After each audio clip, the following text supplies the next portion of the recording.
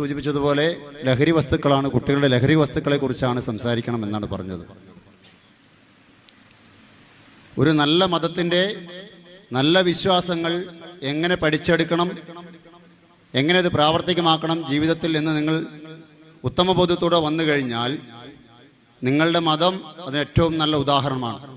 ഞാൻ നിങ്ങളുടെ ഈ 114 സൂറത്തുകളിൽ അല്ലെങ്കിൽ അതിലൊരു ആയത്ത് പറഞ്ഞു കഴിഞ്ഞാൽ തന്നെ അതിൽ തന്നെ ആ ഒറ്റ ആയത്തിൽ നിങ്ങൾ വിശ്വസിച്ച് പ്രവർത്തിച്ചാൽ തന്നെ നിങ്ങൾ നല്ല ആൾക്കാരായി. വേറൊന്നുമല്ല, ഇന്നമുൽ ഹംറു വൽ മൈസ്റു വൽ അൻസാബു റിജ്സും മിൻ അമലി ശൈത്താൻ ഫജ്തനിബു ലഅല്ലക്കും തത്തഖൂൻ.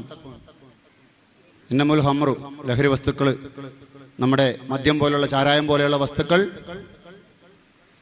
മയക്കുമരുന്ന് പോലെയുള്ള വസ്തുക്കൾ, ചൂതാട്ടം, ചീട്ടുകളി, മടുക്കകളി, ഇവിടെയൊക്കെ നമ്മുടെ ഏരിയയിലുള്ള ഒരു കളിയാണ്.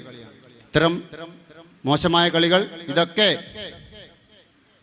റിജ്സും മിൻ അമലി ശൈത്താൻ, ഇതൊക്കെ ശൈത്താന്റെ പ്രവൃത്തികൾ, പണിയാണ്.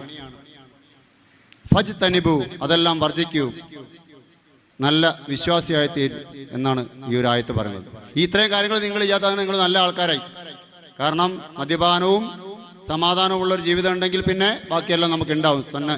ആ ഒരായത്ത് പഠിച്ചു കഴിഞ്ഞാൽ തന്നെ നിങ്ങൾ ഇത്രയും നല്ല ഒരു വിശ്വാസിയായി തീർന്നിട്ട് നിങ്ങൾ പിന്നെ വേറെ ഒന്നും നിങ്ങൾക്ക് പഠിക്കേണ്ട കാര്യമില്ല. ആ ഒരായത്തിൽ ഇത്രയുണ്ട്. അത്രയും എത്രയോ ആയത്തുകൾ ഈ 114 സൂറത്തുകളിലും ആയത്തുകളാണുള്ളത്. ഇതൊക്കെ പഠിച്ചാൽ നിങ്ങൾ ആരായിത്തീരും, എത്ര മഹാന്മാരായിത്തീരും, ഇത്രയും നല്ലൊരു മതം വേറെയുണ്ടോ എന്ന് ചോദിക്കുന്ന അവസ്ഥയിലേക്ക് അവരെത്തിത്തീരും.